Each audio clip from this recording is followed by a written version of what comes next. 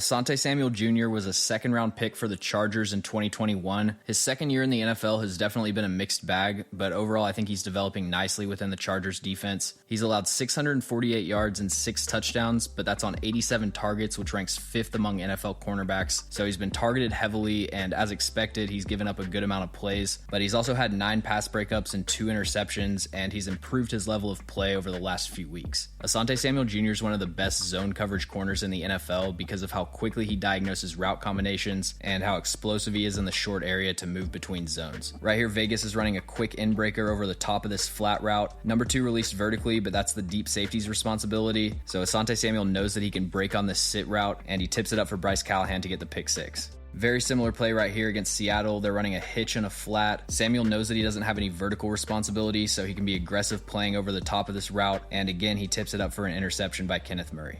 I want to show 2 plays that highlight how Asante Samuel Jr. learns from his opponent and improves over the course of a season. So this first play against Miami, the Chargers are in cover 2, so Asante Samuel's the flat defender, and the number 1 receiver releases vertically, so Samuel's responsibility is to pick up out-breaking routes from the inside, and he's just a second late reading this route combo, so he isn't able to get in front of the passing window.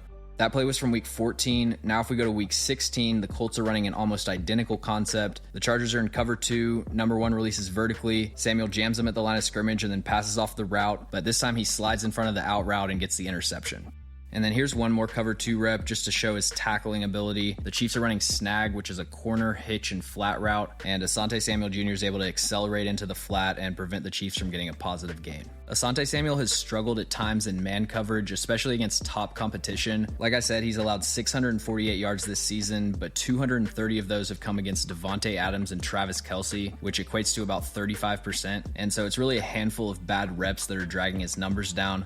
Right here, he's in press coverage on Davante Adams, which he doesn't play that often. At the route break, Adams gives a jab step to the outside, and that causes Asante Samuel Jr. to trip and fall. Another double move from Davante Adams, this time it's in week 1. He fakes the dig route that he got him with on the last rep and then breaks outside with a ton of separation. And then Kansas City was able to beat him a couple times with switch releases out of bunch formations. So right here he's covering Travis Kelce on the outside of the formation. The inside 2 receivers basically run clear outs, which creates a ton of traffic for Asante Samuel to work through. And when you have a tight end with the speed of Travis Kelce, you can't play bunch formations this way, because at this point in the rep, Asante Samuel Jr. is already lost. He doesn't have enough of a speed advantage over Travis Kelce to make up this separation. So in these situations, they need to have some sort of banjo coverage rule where if number 1 releases quick inside, this press corner has to pick him up and carry him across the field. I have been really impressed with Asante Samuel Jr.'s man coverage in the red zone. Right here, he's lined up on Drake London. He can tell by these first few steps that it's either a fade or a speed out, so he establishes outside leverage, makes contact, and then shields the receiver from the ball with his inside hand. And then on this play from week 3, Christian Kirk runs a return route where he fakes the speed out and then breaks inside. Asante Samuel reads it the entire way. He protects the outside, but then he breaks on the football and forces an incompletion. Samuel's done a really good job defending the sidelines at every level of the field. Right here, Marquise Goodwin's running a 10-yard out route. Samuel's playing with a ton of cushion, so pre-snap, Geno identifies this as a look that he wants to go to, but he accelerates so quickly out of a back pedal, he gets into the passing window and makes an interception.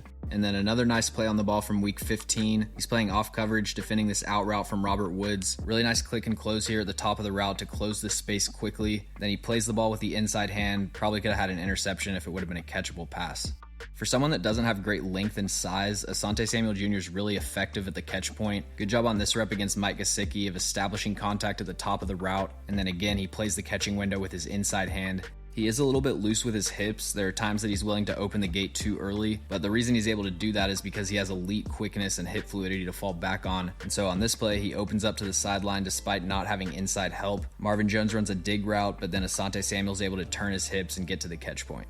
Brandon Staley doesn't play very much press coverage, but in limited opportunities, I thought Samuel showed some nice things at the line of scrimmage. This is a great rep against Davante Adams, landing a 2-hand punch to disrupt the route timing, forces him to the sideline, and then sticks with him downfield. And a lot of his worst reps have been in off coverage where the receiver has time to set up double moves, so I think he could be a lot more effective if they moved him closer to the line of scrimmage and let him play some press man. Thanks for watching. If you enjoyed the video, make sure to like and subscribe. Also, let me know in the comments any players or teams that you'd like me to cover.